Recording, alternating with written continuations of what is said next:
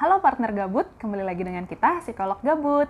Kali ini kita mau ngebahas drakor Sky Castle, tapi kita nggak mau banyak-banyak ngebahas dari sisi alur filmnya ya, tapi kita mau ngebahas langsung ke sisi psikologinya aja gitu. Jadi, langsung aja, stay tune! Yang pertama, dari keseluruhan drakor ini ya, dari 20 episode, mereka benar-benar fokus banget untuk nguliahin anaknya di SNU ya, Fakultas Kedokteran ya. Fokusnya cuma sampai masuk universitas gitu. Sedangkan yang namanya perjuangan ya hidup dan mereka kan goalnya mau sukses, tapi mau sukses itu harus masuk universitas tertentu. Tapi sebenarnya kan perjuangannya nggak cuma sampai situ doang ya kan. Nggak, jadi lihat dinamikanya tuh ada ambisi orang tua juga dan ada agenda lain ya, maksudnya bukan sekedar kayak oke, gue pengen anak gue sukses jadi dokter gitu. Cuma kan mereka tuh ceritanya tinggal di Sky Castle itu kan, yang rumah dinas. Terus emang nggak harus bayar sampai pensiun, padahal mereka juga dapat jabatan di rumah sakitnya, kecuali si Profesor Cha. Ya semuanya pasti gajinya besar gitu kan, jadi gajinya nggak kepake. Jadi kayak ini gimana nih supaya ada yang gimana caranya supaya keluarga gue 3 generasi dokter semua. Ada yang kayak gimana caranya supaya kita bisa terus tinggal di Sky Castle gitu-gitu. Jadi ada ambisi-ambisi lain sih gitu. Jadi si anak-anak ini jadi korban juga sebenarnya ya. Dan ini juga mungkin yang perlu diingat sama teman-teman ya, teman-teman yang masih yang masih sekolah. Atau orang tua muda, ya kan pasti udah pernah pengalaman ya dari orang tuanya kalau dipaksa masuk sekolah tuh gimana sih gitu kan, pasti nggak enak. Jadi ya emang goalnya kita untuk sekolah tuh bukan untuk masuk universitas, tapi masih jauh dari itu lagi. Bener-bener. Gitu. Lihatnya kan lebih ke masa depannya nanti. Betul. Bisa mandiri nggak, bisa berfungsi nggak gitu ya. Pada akhirnya emang seluruh dunia tuh pasti ada kayak masuk universitas ini, Ivy League, PTN kalau di kita yang 5 besar nasional gitu, supaya nanti kerjanya lebih gampang gitu. Menurut aku di masa yang kayak gini ya, perkembangannya cepat gitu, kayaknya udah nggak sekaku ya, nggak sekaku itu lagi gitu. Jadi emang teman-teman yang mungkin sekarang SMA perlu research sih, kayak perlu tahu dulu deh, pertama perlu tahu dulu tujuannya kuliah tuh untuk apa. Jangan-jangan mungkin teman-teman nggak perlu juga kuliah, lebih yang mau ke skill aja gitu. Terus kuliahnya di mana, tujuannya buat apa, research dulu. Kalau PTN tuh fokusnya kemana, PTS fokusnya kemana, karena memang beda banget sih gitu. Jadi perlu diingat untuk masuk kuliah itu fokusnya itu bukan goalnya ya, goalnya bukan masuk kuliah, tapi itu cuma another beginning doang dari the chapter of your life gitu. Benar. Dan yang paling jangan adalah jangan sampai lo milih sesuatu hanya untuk prestis gitu. Betul. Gue harus masuk UI, ITB, UGM. Kalau enggak ya kayak, gue mau masuk mana lagi? Enggak kok, banyak pilihan. Masih banyak, yes betul. Ngomongin prestis, emang kita ya nyari ilmu tuh bukan untuk nyari prestis ya, untuk masuk ke universitas mana gitu. Tapi emang perlu dicatat kalau kita nyari ilmu tuh ya emang ilmunya yang dicari gitu. Ilmu apa sih yang mau dicari? Ya tergantung kebutuhan juga ya kan. Misalnya ya emang dari SMA mau kuliah, mau kuliahnya apa? Jurusannya apa, kan banyak nih, dan masih sering banget teman-teman atau kita sendiri dulu mungkin ada kebingungan ya mau kuliah apa. Nanti kita bikin konten sendiri tentang ini. Tapi sekarang kita mau ngomongin ilmunya dulu, buat apa? Karena emang kita mau kerjanya ngapain, ilmu apa aja yang dibutuhin di pekerjaan itu, kan jadinya gitu. Itu 1. 2, kita kuliah nih misalnya, dapat gelar S1. Yang mau lanjut S2, dapat gelar lagi.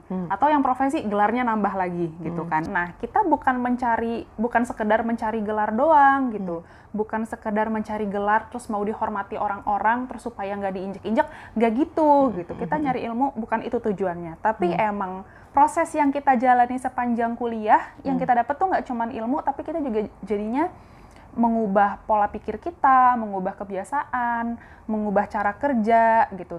Mungkin tergantung dari tempat kita dididik dan dilatih juga ya.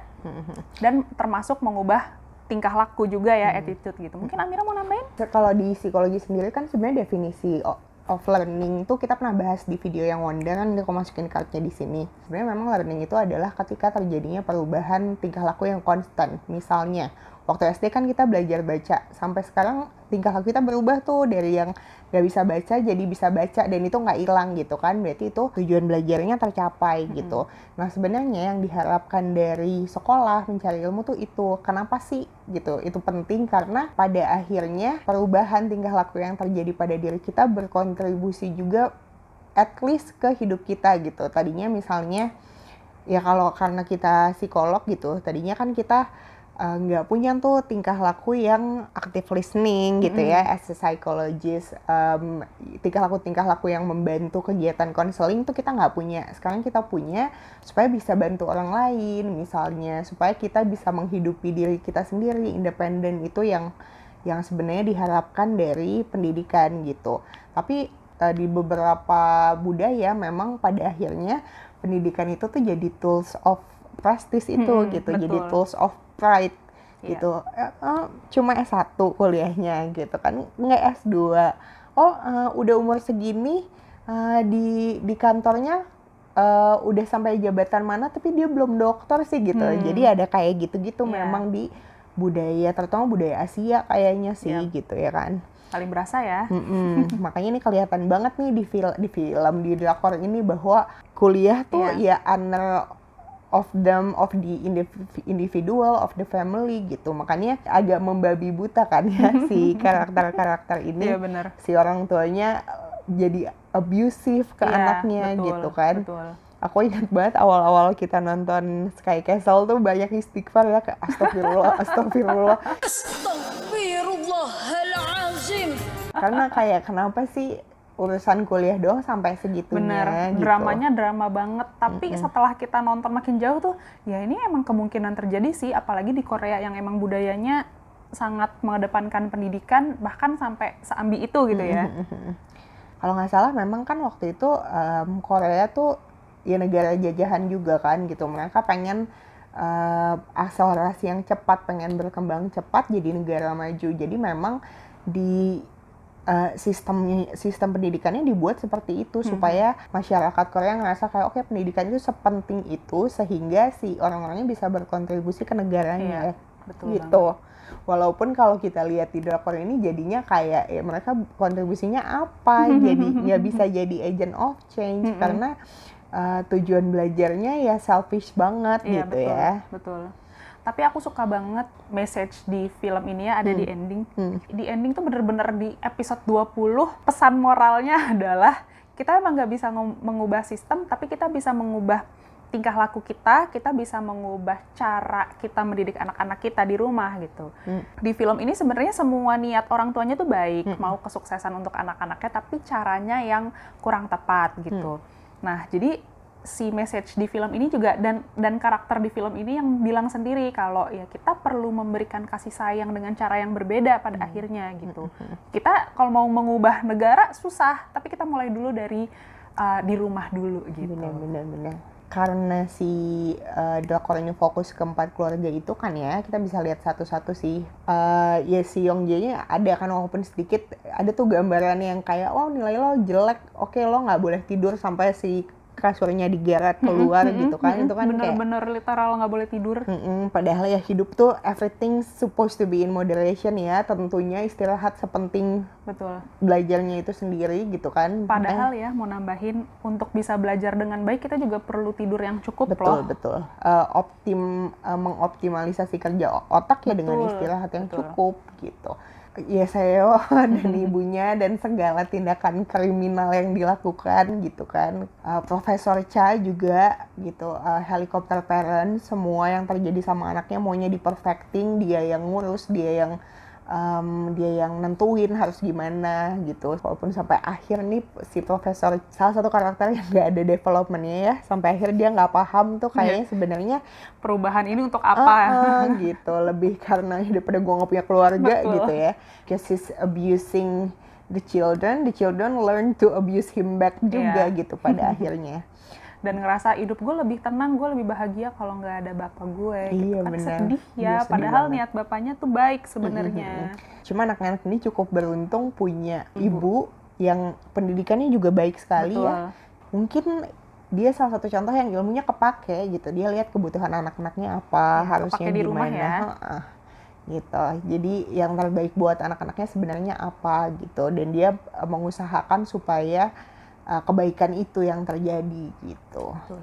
Dari keseluruhan drakor yang lumayan melelahkan gitu ya, ya kita lihat korban terbesarnya ya anak-anak mereka sih gitu ya. Betul banget. Sampai aku tuh nonton ini kan dramanya tuh capek banget ya, nggak kelar-kelar. Tapi komentar aku yang bener-bener aku dalami tuh, kasihan ya Yeseo, Iya, dia yang jadi korban. Bener-bener. Bahkan karir orang tuanya pun anak-anaknya dibawa. Iya. Kan Ya, nggak penting sebenarnya. tapi mungkin kan itu over complicated Iya, cerita iya, aja iya. ya, storyline-nya Iya, iya. sampai ada yang kebunuh lah apa segala gitu. Nah, yang bisa kita pelajarin juga salah satu apa sih buruknya gitu ya, cari ilmu atau Prestis juga mungkin. menempuh pendidikan karena prestis itu adalah banyaknya kecurangan yang terjadi. Kalau dari cerita ini yang kita lihat, Seri ini dia sampai bohong gitu ya, dia bikin kebohongan yang sangat deliberate gitu ya, detail sekali bohongnya. Itu pernah terjadi juga di Indonesia, sempat ramai tentang ya orang yang gini, maksudnya Memalsukan kayak ya. maksudnya sampai ada di media, dia diwawancara di mana-mana, wow sangat berprestasi, bikin apa nanti teman-teman Google aja atau mungkin nanti kita insert ya Kak, Yes. gitu. Itu terjadinya karena orang-orang tuh ngeliat itu, yang baik dari orang yang berilmu adalah wah hebat nih dia gitu, wah dia sangat berprestasi, wah dia bikin ini gitu. Bukan oh karena dia berilmu sehingga dia bisa share ilmunya, Iya. bisa bikin perubahan gitu. Ujung-ujungnya cuma dibangga-banggain ya. Gitu. Jadi kayak ya dapat validasi aja, dapat pujian gitu. Padahal waktu itu kenapa akhirnya ketahuan? Karena kan ada yang penasaran, oh terus kok kayak nggak ada efeknya ya buat negara gitu. Padahal Betul. kayaknya dia sewow itu gitu. Itu sih yang emang bahaya dari budaya yang kita rasain juga ya. Perlu sih untuk teman-teman terutama yang masih SMP, SMA lah ya gitu, untuk kayaknya diem dulu, duduk mikirin oke, gue selanjutnya apa, tujuannya apa, harus punya plan, tujuan gimana nanti ketika dewasa gue bisa hidup mandiri gitu, sehingga dan punya kehidupan yang menyenangkan buat diri sendiri, sehingga pendidikan yang gue tempuh sekarang nanti kontribusinya apa nih ke karir gue dan hidup gue gitu. Betul. Mungkin kalau emang ada niatan mau kursus dulu boleh, tapi jangan stuck di situ aja gitu. Tetap harus ada pengembangan diri sendiri ya. Betul. Itu termasuk investasi loh. Jadi investasi Betul. nggak cuma duit ya, Iya. investasi ke diri sendiri juga perlu. Kalau misalnya diri sendiri skillnya apanya Ya, berkembang, itu invest. jadi tentu saja jadinya nanti sumber penghasilannya bisa jadi banyak pilihan gitu kan. Betul. That's all, folks. Oke, jadi kurang lebih itu ya yang bisa kita tarik atau insight-insight yang bisa kita ambil dari drakor ini gitu. Aku ngerasa di tiap episode tuh ada pesan moralnya gitu. Cuman karena kebanyakan ya teman-teman mending nonton sendiri aja. Mungkin sih kalau misalnya untuk dapat insight ya unlikely ya kita ngalamin hal yang sedrama itu gitu. Cuma yang bisa kita tarik adalah ternyata untuk ninggiin prestis di dalam pendidikan itu dampaknya bisa senegatif itu gitu, dampaknya bisa sebesar itu, sehingga kita ya emang perlu hati-hati sih gitu. Iya. Ini kan buat hidup kita juga kan pada akhirnya gitu. Iya. Jadi benar-benar harus dihayati, dipikirkan baik-baik, manfaatnya nanti buat kita apa, buat Betul. orang apa gitu. Betul. That's all, folks. So, itu aja yang bisa kita bahas. Mungkin kalau teman-teman mau nambahin, boleh banget di komen. Kita nunggu banget ya. Bener. Jangan lupa juga untuk di like atau dislike kalau emang nggak suka nggak apa-apa. Di share juga, terus subscribe jangan lupa, bunyiin loncengnya juga kalau mau. See you on the next episode. Kalau gitu, Jangan lupa jangan lupa istirahat. Bye-bye.